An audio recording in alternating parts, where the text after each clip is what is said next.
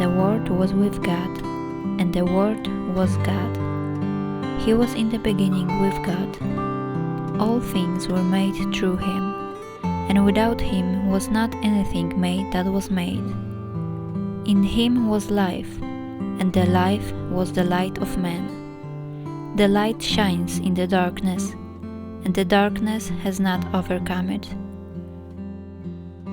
The true light, which gives light to everyone, was coming into the world.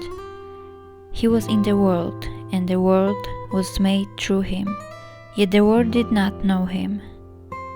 He came to his own, and his own people did not receive him.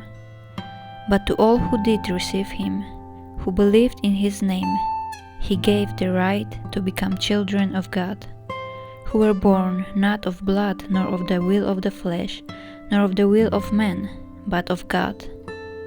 And the Word became flesh, and dwelt among us, and we have seen his glory, glory as of the only Son from the Father, full of grace and truth. For from his fullness we have all received grace upon grace. For the law was given through Moses, grace and truth came through Jesus Christ.